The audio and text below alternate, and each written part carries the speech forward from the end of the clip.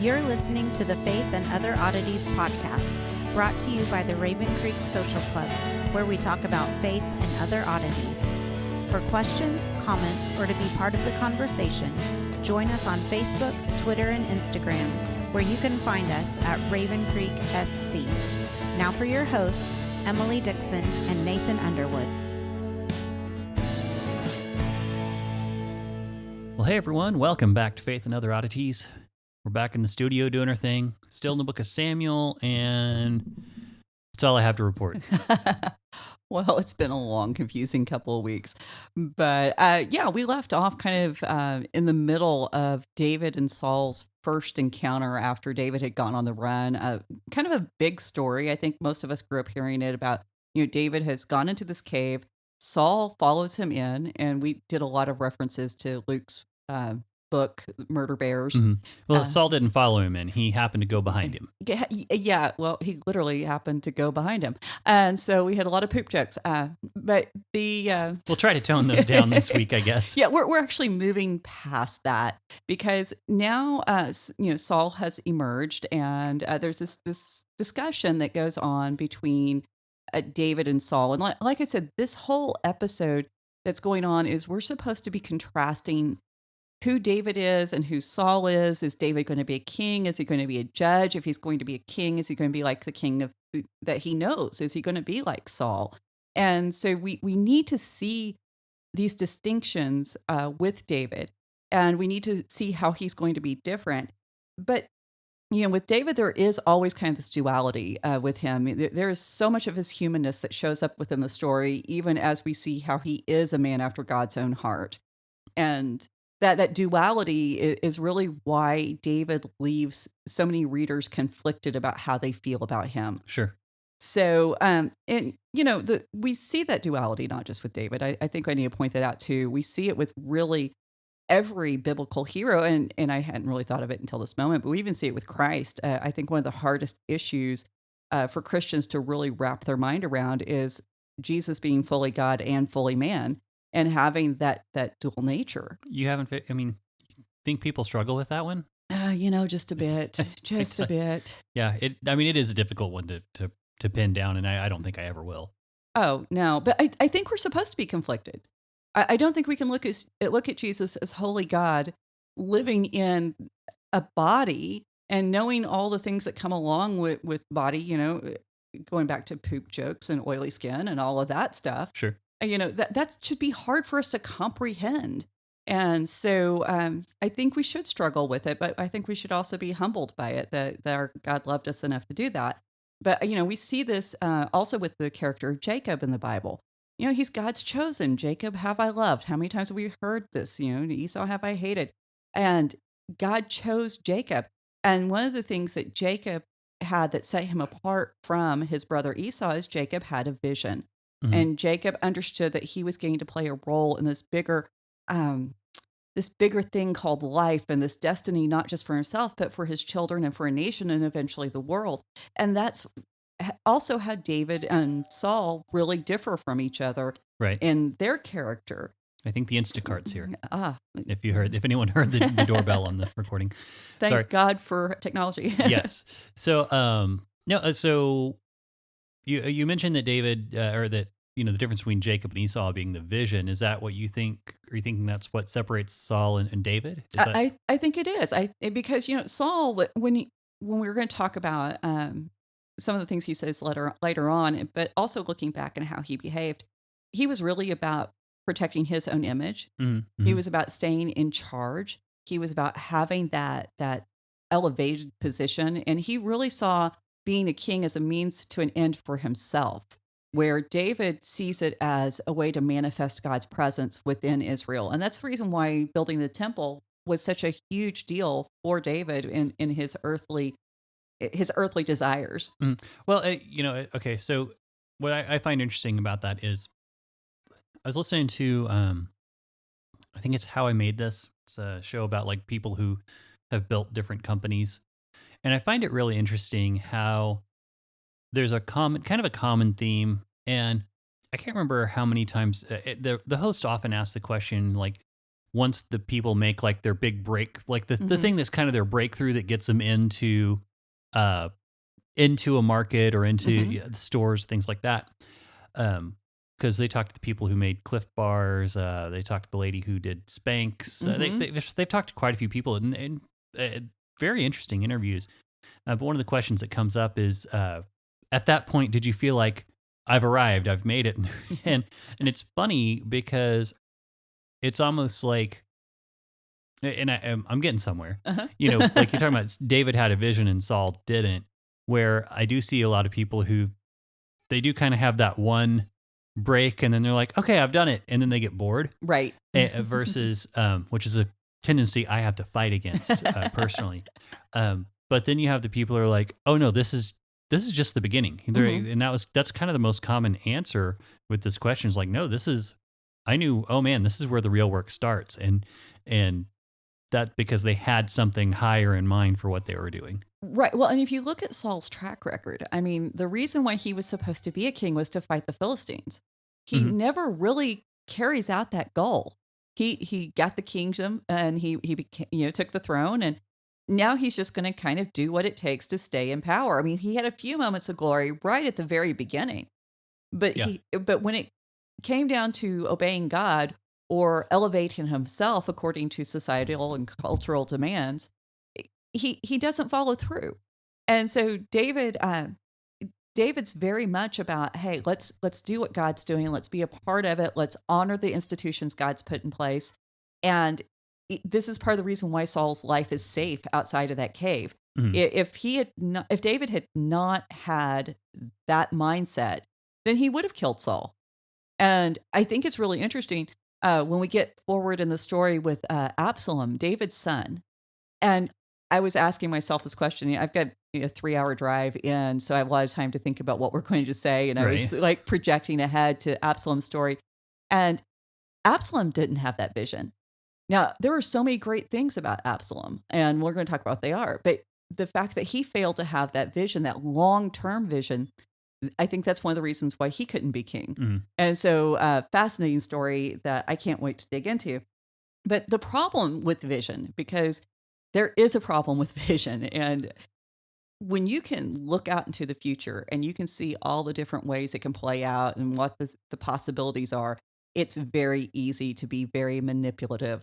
It's very easy to try to use your wisdom for your own advantage. And matter of fact, Saul even calls David, said he's cunning towards me was the word he used, sure, which connected him back again to Jacob. And, and we're going to see how David's ability to see what the possibilities are and how to work out situations for his own advantage it's not going to be a good thing. So, Saul in this situation, he is fearing David's cunning, his cunning actions up to this point, and his question towards David, is this your voice, my son? Very much echoes Isaac. And remember back with, Isaac, he was losing his sight, hmm, and he was gonna bestow the blessing, and Jacob dresses up as Esau, and he doesn't recognize the voice. And so once again, we're being brought back into that Genesis narrative.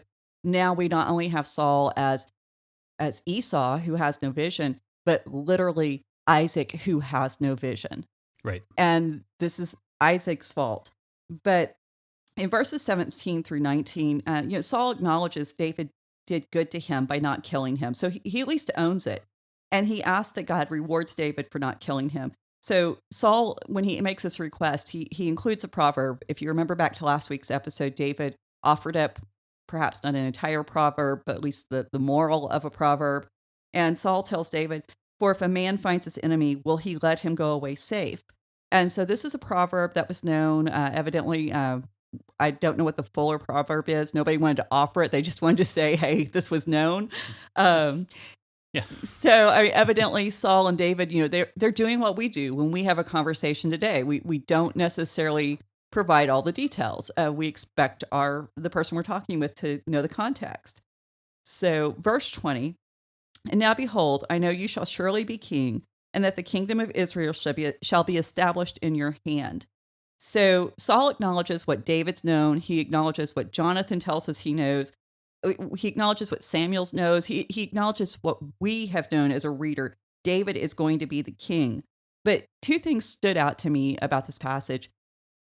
First of all, he says, I know, ayada. So Hmm. anytime I hear this word know, I'm immediately thinking, is there any connection back to Genesis 3? And then Saul uses a very interesting phrase. In the Hebrew, he actually says, being king, you will be king. Now, if you go back to Genesis 3, when they're having this conversation, dying, you shall surely die. Hmm. Dying, you shall die. This is a very interesting way that the Hebrew gives that little bit of push and emphasis that this is going to happen. So when I saw that terminology, that phrasing there, now I'm thinking, okay, there has to be a connection back to Genesis 3. Right. So if you look at the speech that led up to this, and you may have to go back and read, because if you've been like us and slept since you listened to last Yeah. week, David's speech really does focus on this contrast between good and evil. And along with this repeated use of the word hand, matter of fact, the word hand is found 9 times. And you go back to Genesis 3. Well, what are we looking at? The contrast of good and evil, the ability to know what is good and evil, and to reach out the hand and to take something that you shouldn't have. And David's saying that in not taking Saul's life, he's not doing what Eve did. But this is not a story that's supposed to recount Genesis 3. It's actually supposed to show a reversal. Saul is delivered into David's hand. David doesn't reach out to take Saul. Saul actually is in the most vulnerable situation presented to David. And he doesn't offer Saul robes or clothing like God did with Adam and Eve. He symbolically disrobes Saul Hmm. by appropriately discerning what good and evil is. And in disrobing Saul, he actually reveals to Saul what good and evil is. So, um, it's this ability to discern good and evil and to not take what isn't his. Which, this is early in David's life. We're going to see this change later on in his life. That makes him worthy of being a king, and that's part of the reason why the story of Bathsheba is so scary. It's so disturbing. So the fact that David repents of taking even just a little bit Hmm. is part of what makes him worthy of being king. And so, we have to remember too who Saul is at this point, because this is going to become very important as we go forward. Saul is the king like all other kings. Right. He is as close to a giant in Israel as we can possibly get, and he's the son of a Gabor. We need to remember that. That was how he was introduced. And all these things, of course, connect him back to Genesis 6. Hmm. So in verse 21, Saul exacts this promise from David. He says, swear to me, therefore, by the Lord, that you will not cut off my offspring after me, and that you will not destroy my name out of my father's house. Now, maintaining your name, your lineage, your household, this was the most significant thing a man could accomplish within Israel. Hmm. This is the reason why land rights are so important. This is the reason why it's important to know who the father of a child is.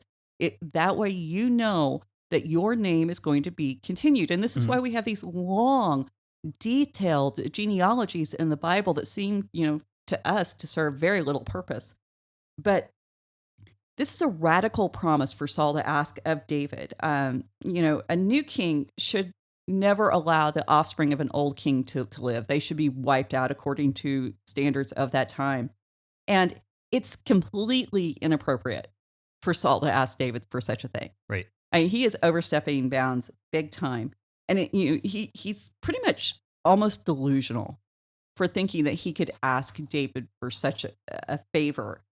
But the request actually connects us back to Genesis 2 also. We're back in Genesis 6. So we find the connection most explicitly spelled out in the book of Enoch. Now, we've talked about the book of Enoch before. Hmm. It's not inspired scripture. It did not enjoy the protection of being canonized. We don't know who wrote it. We just know that the writers of the New Testament were very familiar with it. and that they quoted from it and they alluded to it.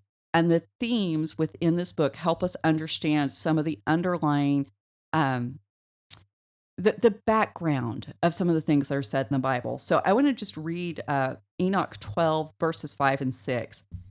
They will be on the earth, there will be on the earth neither peace nor forgiveness of sin, for they will not rejoice in their sons. The slaughter of their beloved ones they will see, and over the destruction of their sons they will lament and petition forever, but they will have neither mercy nor peace. Hmm. So this petition and lament for the sons of the Watcher, we call them the Nephilim or the Rephaim, it's a huge part of the book of Enoch. Yeah. And that was the punishment of these, these unworthy and unappointed sons of God who overstepped their bounds, which it was exactly what Saul's been doing his entire reign. Mm-hmm. And he's been doing so without repentance. And in the book of Enoch, the Watchers are, they're tied up. They're sent underneath Mount Hermon. They've been put there, and they've asked Enoch to go and petition God to save their sons.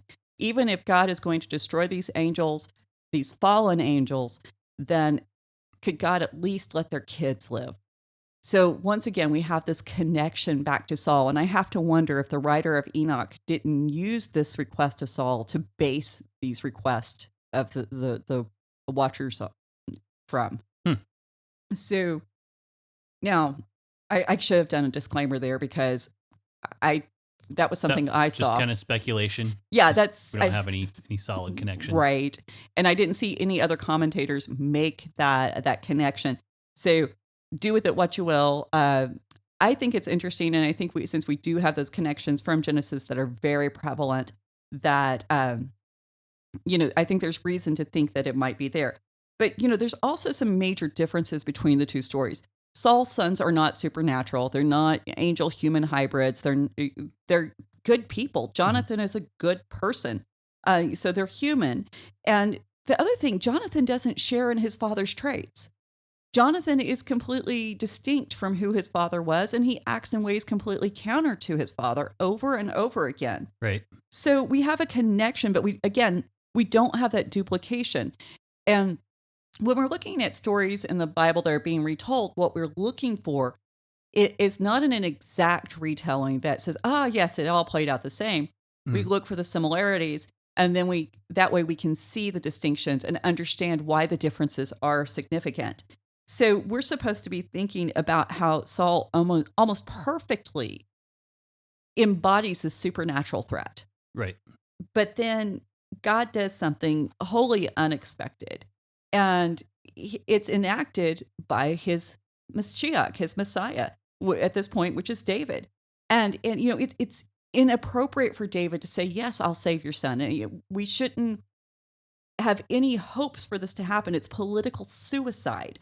But this extravagant compassion of the Messiah for the sons of his enemy, what a great picture this provides for us of salvation. Right. And I think we miss that if we don't understand how Saul has been represented throughout the book of Samuel. And that's one of the things that I really like about going through this book. Bit by bit by bit, we see how the story is building to these revelations. So, and you also you see the contrast of mercy extended to the sons of a man versus the sons of the Nephilim. So that's an interesting contrast there. Well, and that's the thing. I have been doing a lot of prep work. I believe the movie will be out by this point for the commentarians because we're going to be watching The Exorcist. Yeah, it'll be out by the time we air this one. Yeah. And so I was a little nervous about going into that movie. And so I've done a lot of research, and I've listened to a lot of people who've worked in that field of deliverance.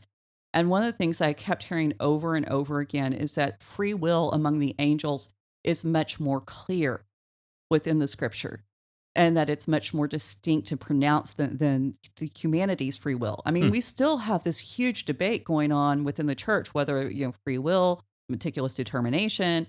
Where do we as humans fall on that? Because we do see God stepping in and changing things for people or hardening Pharaoh's heart. So there is that level of Yeah, there is a. I mean, I don't know if we really want to get into that. I mean, I personally think that the entire, well, not the entire, but a good portion of the Old Testament, I feel like is completely indefensible if you believe meticulous determination of every single thing.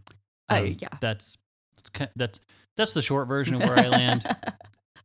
Well, and my point really is there's enough ambiguity that the debate is still being had. I think there's a right answer, but there's enough people who see there's enough people who see it, whether we see it or not. There's enough people who think there's enough ambiguity. Don't get me started on that. You have an outline. Let's get through it. We'll pick that up on another episode. Maybe a bonus episode. But the point is that these angelic beings, these watchers, the Grigori, sons of God, however you want to refer to them, they have stood in the presence of a holy God, and they still decided to do something that was counter to him. Mm. And so the fact that these angelic beings and even their hybrid sons who had such you would have to imagine, and this is presumption, that they would have some kind of sense of the spiritual realm that we wouldn't have as human beings, just due to their nature being half spiritual. And so the fact that they would be able to rebel and think that was appropriate, that's what makes them worthy of judgment. It's not that they sinned in any kind of ignorance or... Well, yeah, and that's really kind of what brings anyone under judgment, is thinking they have a license to do whatever they do. Exactly. I mean, Adam and Eve, they could have done so many other things that you and I might look at as sins, but until they had that knowledge, it wasn't counted against them. It was at that moment, because that was the direct act of rebellion. Mm-hmm. That was the one thing they knew was wrong. Yeah. So... Got plenty of not rules, but this one rule. Yeah. Exactly. And I think we forget that. I think we forget that there was so much freedom in the garden. And, I was spending some time on the internet, like I do, things that get my blood pressure up. And so often that conversation about Adam and Eve is, they just ate some fruit. Well, guys, how many kinds of fruit were there? Mm-hmm, I mean, do you think there was it's not like the only fruit in the garden? Right. There's plenty of other good things to eat. Yeah. It was not just, oh, here you're going to starve to death unless you eat this one. You had the source of all good things. Yeah. Right there. Because there was also the tree of life. Yeah. Why didn't they pick that one? Yeah. Might have been a better option. That one's always confused me. But you know what? I kind of think it's like, the ugliest fruit tree, and that was, like deceptive in its look almost, that it wasn't as appealing. I actually heard something really interesting on that, because there was like this idea, a lot of times, of course, we're trained so much to think in dichotomies, which are oftentimes false in a lot of Western thinking. But I've heard that there is actually commentary that that before they were kicked out of the garden, that they did eat of the tree of life, that it was okay for them to eat of it, but they just weren't allowed to anymore after they were kicked out. We always think, because we do always think of, oh, well, they had the choice and they didn't eat from the tree of life. We have this idea that, the tree of life is something you eat from once and then you live forever. Right. Well, wouldn't you love to know the answer to that one? But, but if you think about this, it's kind of ridiculous, because it's, and I don't know, I wonder if that has to do with our ideas of like you pray the sinner's prayer and then you're secure forever. I wonder if there's kind of a parallel thought there that's kind of led to that idea. But there is the question is like, did they eat of it, or did they, were they eating of it and now they're just not allowed to anymore? It has that fall in line with the once saved, always saved, and all these great theological questions that I'm not prepared to answer. Right. But yeah, I know that was totally random. So well, that's our other oddity. So back to the outline. Verse 22, and David swore to Saul, and Saul went home, and David and his men went up to the stronghold. So David and his men? And his men, yeah. At first I heard David and Sven. I was like, I don't remember Sven in the Bible. He's in the Scandinavian version. But yeah, no, and so they part ways. And, many commentators, they really take time to note that uh, in some ways, this would not have been a huge thing to promise Saul. Mhm. Because, I mean, he'd already promised it to Jonathan. If he's going to preserve Jonathan's family, then of course he's going to preserve Saul's family. That's just how, genealogies work. Sure. And, but there's going to be a picture that's going to emerge from David's life. And because he's going to honor Jonathan's son, Mephibosheth, and he's going to bring Mephibosheth into his palace and let Mephibosheth sit at the table. And, you know, I think there's a picture there because we have Jonathan who does not follow in the ways of his father, who's a completely different person. And it's his son that's going to be elevated to sit at David's table like one of the king's children, is what this Bible says, as Mhm. one of the king's children. And if we're really listening close, we can hear this echoed again in Romans 8, but Romans 8 takes it up a notch. And so now we're not just like one of the king's children, we're actually co heirs with Christ because we aren't defined by our biology. And we've been, we're adopted into the family of God. So we aren't like one of the king's children. We are one of the king's children. And so we're returned to that place of being God's family, which is why we're created. And just like Saul and Jonathan, we're pretty much David's family. And of course, Michael, David's wife, she was family. Mhm. So by bringing Mephibosheth back in, he isn't just some wayward son of, some strange family David didn't know. He's actually returning his former family to a place of honor. Mhm. And what does this, show us in the picture of salvation? Humanity was God's family. That relationship was broken, and now we're being returned to it. So I love the picture that comes out of all of this, but to see the whole picture, again, you've got to go through all of the steps and you've got to Mhm. see the process. And there really is this microcosm of this plan of salvation that's being played out in David's life. And once you see it through the lens of the New Testament, you can see all of these little elements. And, I tend not to look from the New Testament back into the Old Testament, but then sometimes you can really see how hard God is trying to reveal his New Testament plan within the pages of the Old Testament. Mhm. Mhm. So that concludes for chapter 24. We're going to feel like we're going to return back to chapter 24 in a few weeks. We're going to be in chapter 26, and that's going to be an interesting episode. But before we get to 26, we're in chapter 25 Okay. because that's how the numbers work. And, I think you've used that one before. well, maybe. So, but the story here is one that has often been kind of maligned as, oh, well, they just needed to put it somewhere. And so we've got 24 and 26 that sound so much alike. So an editor decided to break it up by inserting chapter 25. If you remember, we see the same thing in Genesis whenever we talk about we've got Joseph being sold into slavery, and then we got the story of Judah and Tamar, and then we go back to Joseph. Mhm. And so this is not just like, oh, random happenstance that some editor decided to make this arbitrary inclusion of some unrelated account. No, this is a way of making the reader go through the process and to actually consider the passage of time. So we begin with a weird verse in chapter 25. It says, "Now Samuel died, and all of Israel assembled and mourned him, and they buried him in his house at Ramah." So we haven't seen Samuel in a little bit. Samuel's farewell address as the prophet was back in chapter 12. He's going to die, again, basically in chapter 28. And there's nothing else about Samuel in this chapter. So the writer seems to just randomly drop in this little bit of information. Oh, by the way, Samuel's dead. And so it's weird, not only from that perspective, it's weird because he's specifically buried in his house at Ramah. And so we know that in Ugaritic societies and cultures that this was kind of common, that when someone died, you actually buried them in your house because if you're worshiping ancestors, you want to keep their bones close so you can make sure they're properly fed, they have the right, Mhm. smelling goodies burned in front of them.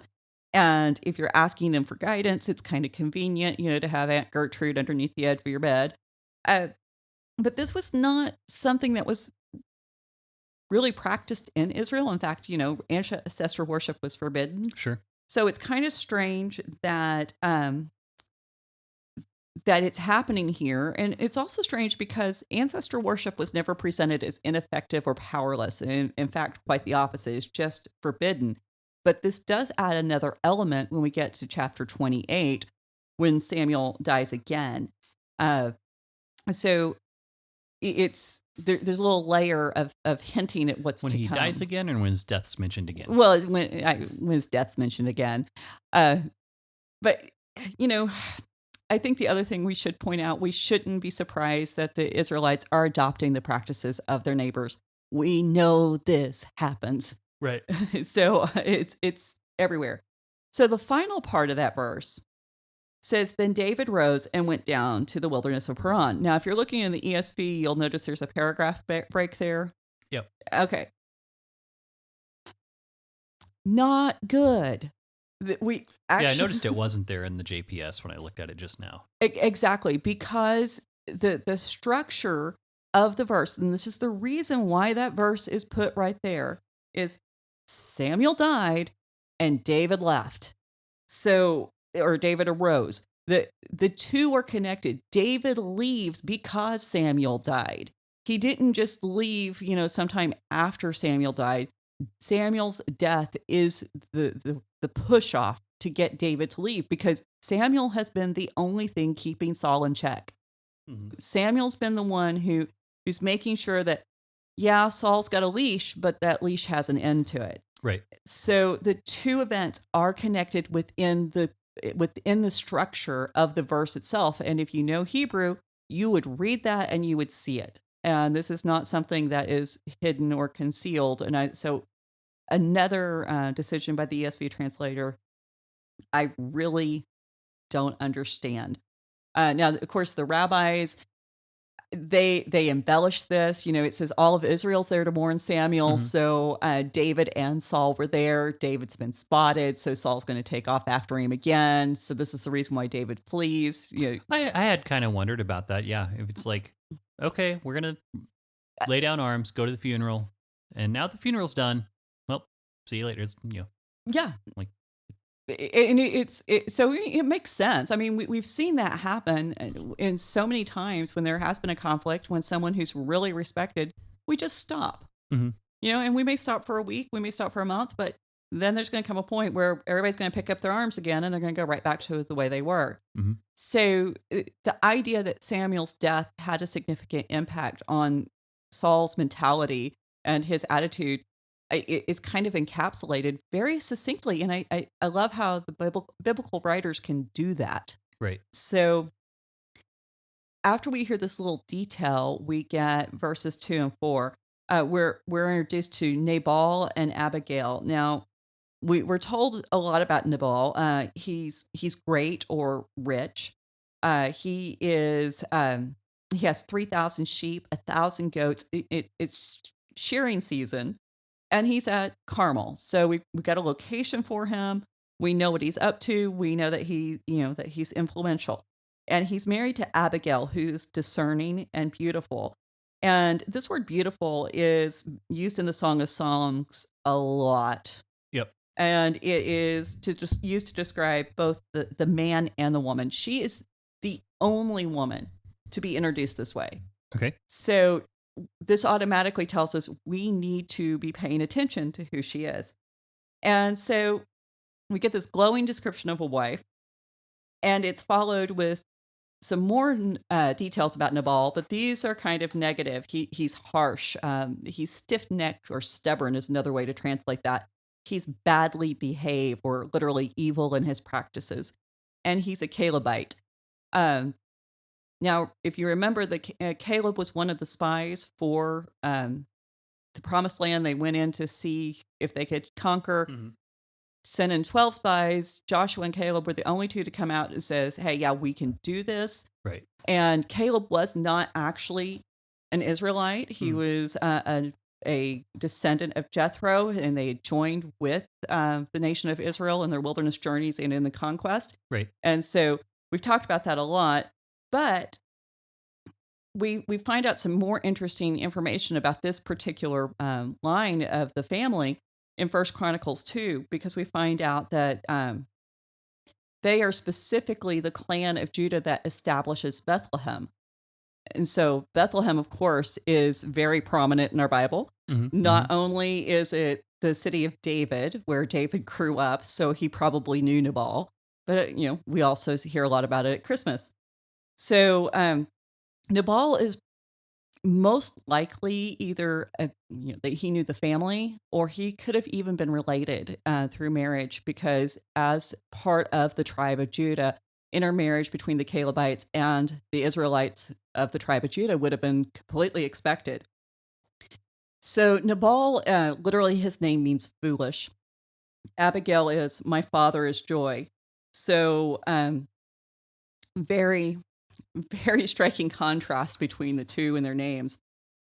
And Abigail is considered to be one of the 7 women whose words of prophecy, named women, sorry, 7 of the named women whose words of prophecy are recorded in the Old Testament. Okay. So she's important, and we talked a little bit about this last time.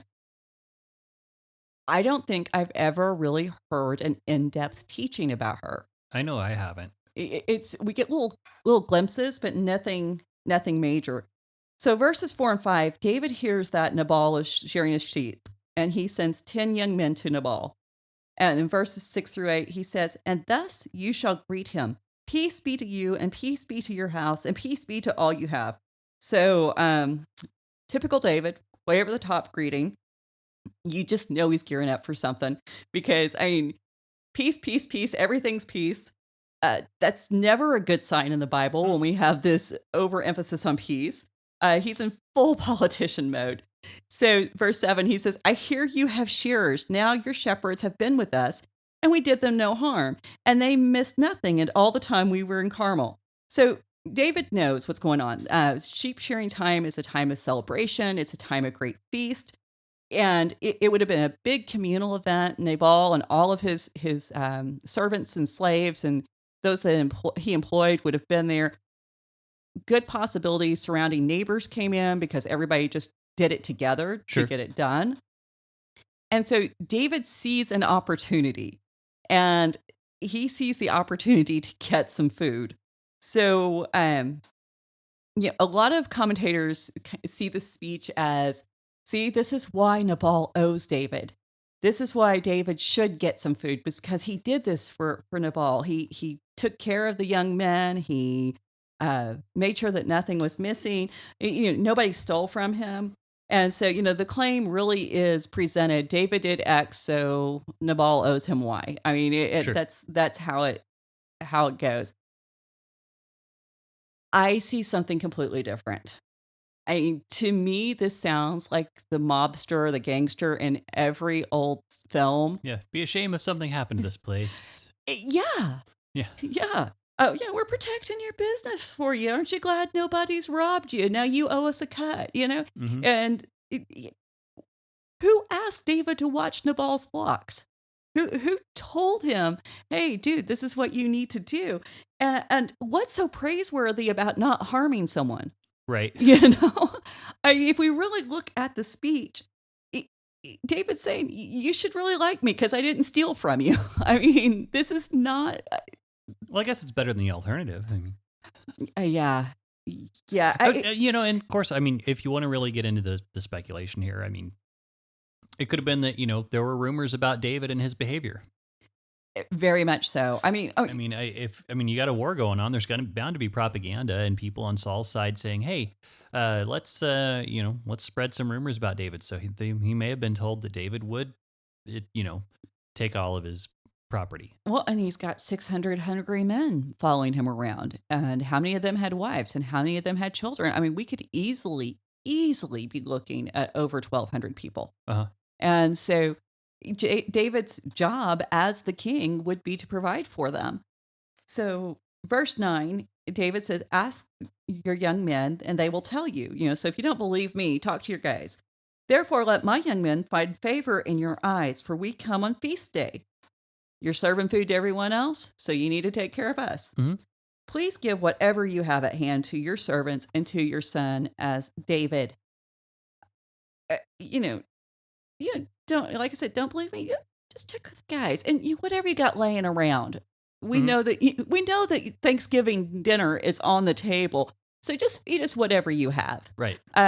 He's not asking for whatever Nabal happens to have. He's asking for the best. And also notice, give to your son. There is absolutely no reason, nothing presented within the text to think that this is the proper way for Nabal or David to be addressing each other. Now we totally get it whenever he's talking to Saul in the cave in the last chapter. But I really think that this way that David is framing this discussion with Nabal actually puts a lot of suspicion back into his conversation with Saul, where, oh, my father, David's willing to be the son of anyone who can benefit him. Mhm. Mhm. I don't see David's speech in chapter 24 being as gracious as a lot of commentators have made it out to be. And this whole speech has had that kind of slippery political feel. I mean, it's been over the top, it's been flowery. It's you've got this kind of vague implied threat in there, and then you've got this request followed by this humility. And like I said, I just to me that calls into question his conversation with Saul. But you know, David's good at making very proper speeches and what's expected of him. And there's an expectation within this, if you read real closely, that he's going to be obeyed and that his request is going to be honored. And the thing is, when he spoke to Saul, you'll notice there's no request made from Saul. I mean, other than, why are you doing this? But there's no demand that Saul give David anything. There's no um, nothing is requested of Saul as the king. Mhm. It's just David saying, here's the situation. I don't understand the situation, and here's my feelings about the situation." And and then he scolded Saul for not acting like a king. Now with Nabal, David is very much making the demands of a king, because a king has a right to say, "Hey, I my troops and I have been out patrolling the borders. We've kept you safe, and now we need to collect some taxes. And the taxes are going to be, you're going to feed the troops."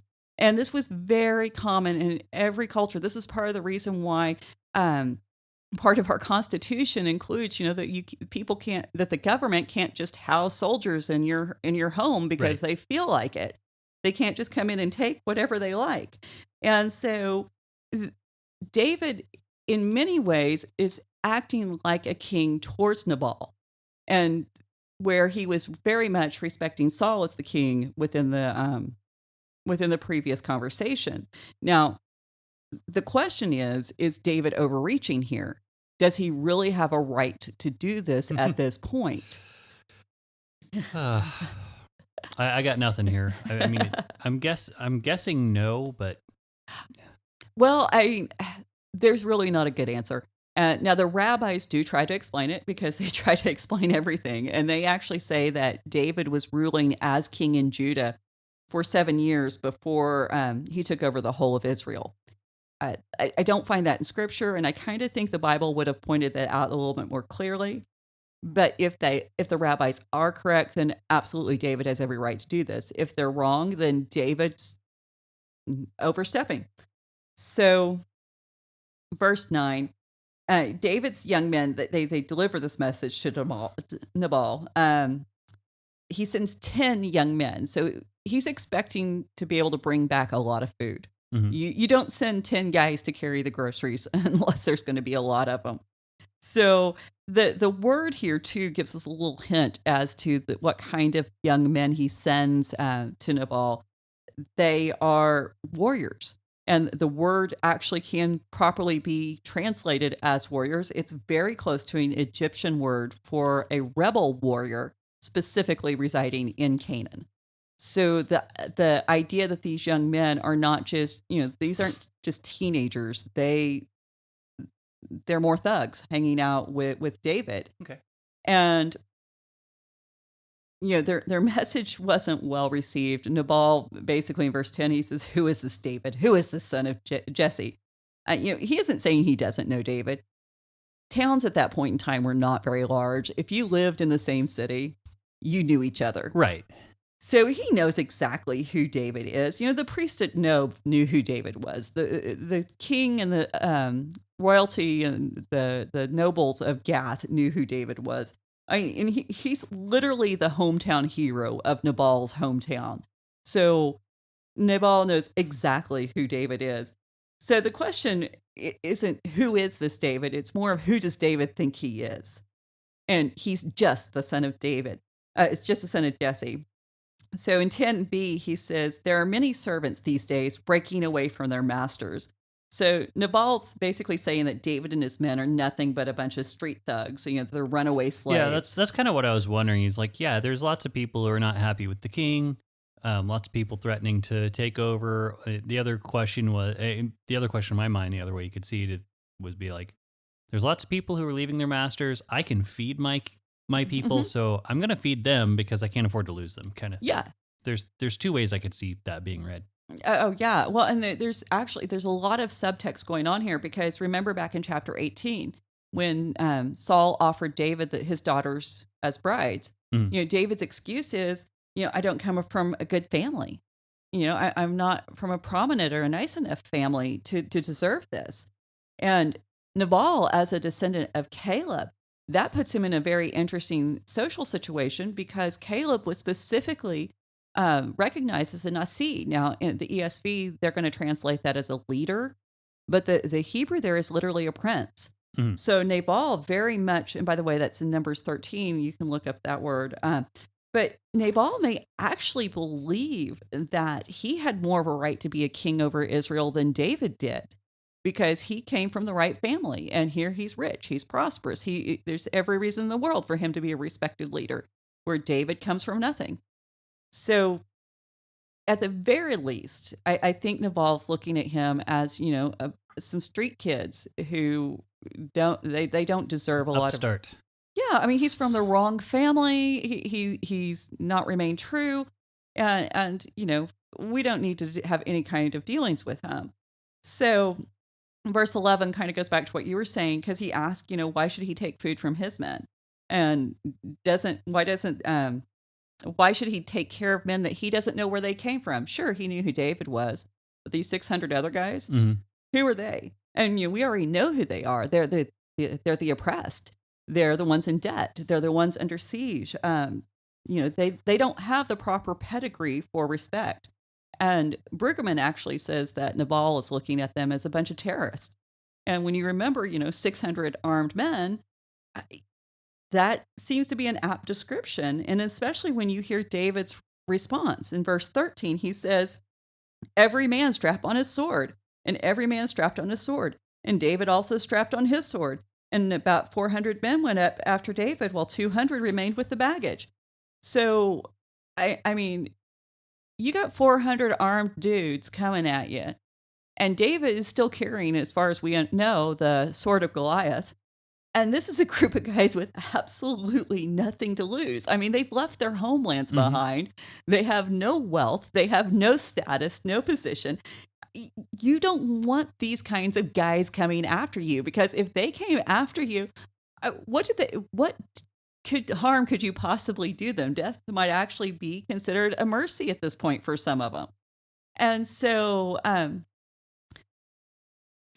fortunately, one of Nabal's men understands this. He gets that this is not the situation that they want to be in. So in verse 14, he says, but one of the younger men told Abigail, Nabal's wife, behold, David sent messengers out of the wilderness to greet our master, and he railed at them. So he doesn't characterize these guys as rebel warriors. He characterizes them as messengers. So you see that shift in perspective. And in verses 15 and 16, he tells Abigail that, yeah, David was good to us and nothing was missing, and he stayed with us day and night. So he praises David. He was at least grateful for the services David offered. And, you got to think, if this is one of the guys out actually watching the sheep, we've got the Philistines raiding. They've already been at the threshing floors in the previous chapter. And now he's being guarded by these 600 armed men. Uh, he might have been able to actually enjoy shearing season a little bit more than he would have otherwise, because if Nabal is really this foolish, can we assume that he provided armed guards for his men? Right. So those are the kinds of things that foolish people overlook. So verse 17 says, "Now therefore know this and consider what you should do. For harm is determined against our master and against all of our house, and he is such a worthless man that one cannot speak to him." That's pretty funny. It really. We all know that person, though. That person who just won't listen. Well, Don't confuse me with the facts. My mind is made up. I think I'm related to some of those people. I wasn't going to say names. Well, I might be one of those people. Anyway. Yeah. Now, is that Son of Belial there? It is. Okay. I was hoping you wouldn't let me down. It is. And, really that's our first designation for evil within the Bible. If you remember back in Samuel, it's applied to Eli's sons. Mm-hmm. That's where we find it. Hannah, she asked that Eli not confuse her with a daughter of Belial. And that's one of the big things that stuck out in this verse to me. But also, David did do what he said. Even though he wasn't authorized, he actually did all the things that he reported to Nabal. So he was telling the truth.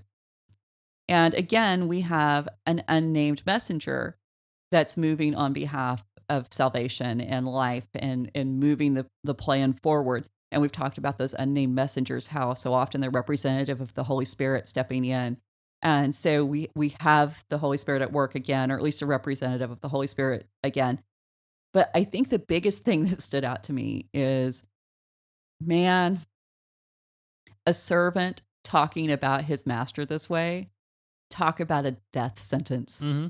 I mean, this is gutsy. And he says it to his boss's wife, and Abigail doesn't even seem to flinch. And evidently he trusted her enough to know that he could talk to her this way about her husband.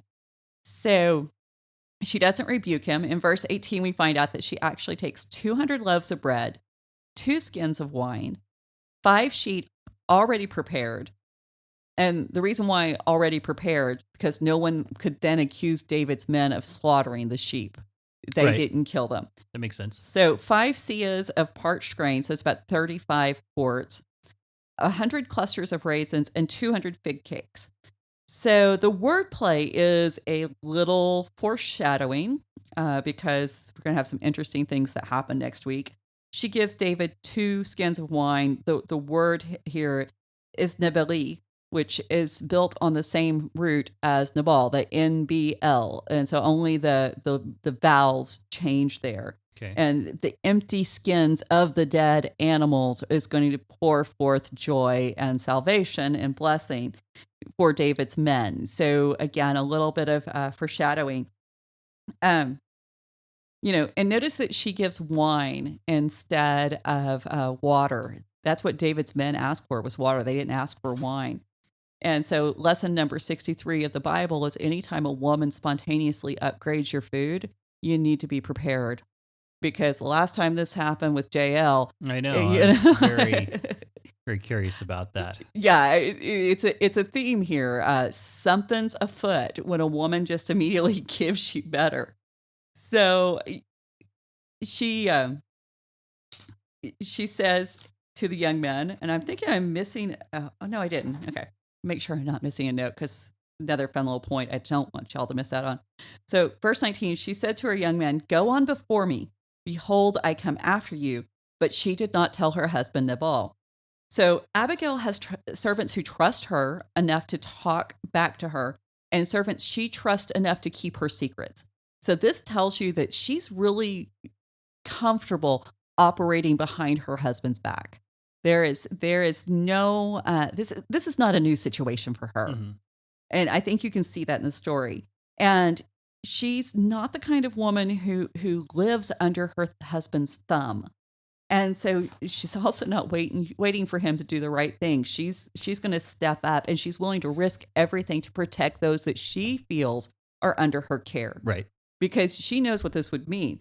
And so sending the servants ahead of her with the gifts takes us right back to Jacob and Esau. And there's a hint of what's to come, because Jacob sent the servants and the gifts ahead whenever he went to meet Esau. The wives were the last to arrive. Now, if you know the story, Abigail's going to be the last to arrive. So now she's standing in that place as a wife. Mhm. And oh, yeah. So this is the note I thought I overlooked. So Abraham Malamat of Hebrew University compared an Egyptian list of military supplies from the time of Ramses II and to this list, and it was for soldiers in Canaan. And so that was what I thought was very interesting. So it's for soldiers in the same time period, Hmm. approximately the same time period, same location, and the lists are very, very similar. There are portions that are different, and there's a few. They aren't exact, but it's very interesting that the proportion of bread, if you work out mathematically what Abigail sends and what's allotted on this Egyptian list, it all works out to 1/3 of a loaf of bread per man, which Hmm. is exactly what Abigail says. Now, here's what you got to ask yourself. What does a good little housewife know about providing food for troops? Right. She has been someone who is paid attention about what's going on. Now, yes, granted, she had servants and she would have had to known about running a large household, but if she has as many people there as she would have had for David to have the expectations he had of Nabal's estate, she's not the one doing all the planning of the meals and cooking for everyone. Right. She's got people taking care of that. And she's a woman who pays attention, and she's a woman who's prepared to act when it's necessary. And even though she's described as beautiful, she's definitely not just ornamental. And she may actually be the reason why Nabal's estates were in such good care. So, verse 25, she goes down to David under the cover of a mountain. And so she's making sure that she's not going to get caught. She's being smart. And David and his men go out to meet her. And she meets him at one of those times. It's a very rare moment in the Bible. We hear what David is thinking. Always before, we've talked about, you always know exactly what Saul's thinking because he's telling you. Mhm. David, we're always questioning, why did he do that? What was he thinking? What was the motivation? We just had that whole conversation about his conversation with Nabal. Mhm. Why did he say these things? What did it really mean? And then, what did it mean with Saul? So what David is thinking is, surely in vain I have guarded all that this fellow has in the wilderness, so that nothing was missed. I'm sorry, I'm having problems reading now. So that nothing was missed of all that belonged to him, and he has returned me evil for good. So David believes that he has a right for Nabal's hospitality, and he's very bitter that Nabal did not respect this perceived right. But really, this is an overreaction by any standard. I mean, David's upset, and so he's going to kill everyone. This is what Mhm. you made me mad. You hurt my pride. So let's just kill you all. Well, I think it's a disproportionate response, Mhm. but at the same time, hospitality is a big thing in this culture. So there should have been something. Right. I just don't know if a wholesale slaughter of Naval's estate is in order. Well, no, that's what I said. It's a disproportionate response. That, yeah, I mean, I don't think David should kill everyone, obviously, but at the same time, We're just glad you clarified it for I us. mean, no, I'm not for mass slaughter of people. Right. In case anyone needed to know. Well, and I think that's kind of why this episode kind of throws people for a loop, because what in the world's going on? We would expect this from Saul. Saul did this at Nob whenever the priest displeased him. He just kill them all. But not our David, not our hero. And so if you notice too what David's saying here in verse 24, chapter 24, verse 17, we've heard this before. We see this before. Saul said to David, "You've repaid me good, whereas I repaid you evil." We've got Saul's words Mhm. coming out of David's mouth. We have David contemplating Saul's actions. And we don't, this is not something we want to see from him. And, and I think part of the reason why we're seeing this over the top reaction is because, David has really been trying to handle the Saul situation appropriately. And can you imagine just constantly having to run for your life, having spears slung at you, having, your wife taken away from you, all of these things going on. Mhm. And David's been saying, I'm not going to harm you. I'm not going to touch you. You have nothing to fear. And Saul not being able to trust him enough to stop chasing him. Right. And so now David is approaching Nabal, this person that he thinks is beneath him and owes him something. And I think some of all of that frustration and anger that had been, held back from Saul because it was the right thing to do. Now David's like, okay, I can just turn it loose on this person. Sure. Kind of kicking the dog, if you will, which is funny because Caleb actually means dog and he's a Calebite. So, Okay. bad Bible pun. But if you look at what, And it's not okay to kick the dog either. no, just it's so not. you know. No, so, but and David won't even say Nabal's name. This fellow. And again, we're back to Saul not saying David's name when he's mad at him. Mhm. And so, the only king that David has known has been a king who strikes out whenever things don't go his way. He seeks over the top retribution if he feels like he's been slighted anyway. And and he's going to destroy anyone who he thinks isn't living up to his expectations or might thwart his will. And so David, he's being Saul in this moment. Mhm. And there's this danger here. Which way is he going to continue this way? Because we know Saul can't be the king of a lasting monarchy of Israel. We really need David to be something new, something different, something that's completely opposite of this king like every other nation. And we've got hopes for David. And so, David even he just really drives it home in the next verse, because in verse 22 he says, "God do so to the enemies of David, more also if by moving I leave so much as one male of all who belong to him." This is an oath. Saul made that foolish oath and almost cost Jonathan his life. Mhm. And so, i- again, David is really making us worry about him. So I'm going to point out one thing just because it's hilarious. And then we'll break here for this episode. Okay.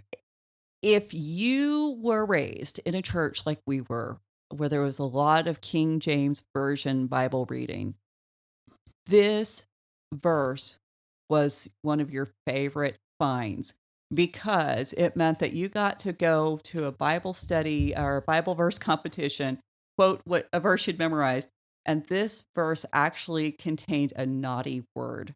Okay. So it's not every male, as the ESV so politely translates it. It in the King James, which is following the Hebrew pretty close, is every man that pisseth against the wall. Mhm. And you felt like you had found something that was going to both irritate at the and frustrate the adults in your life if you were just a little ornery like I was.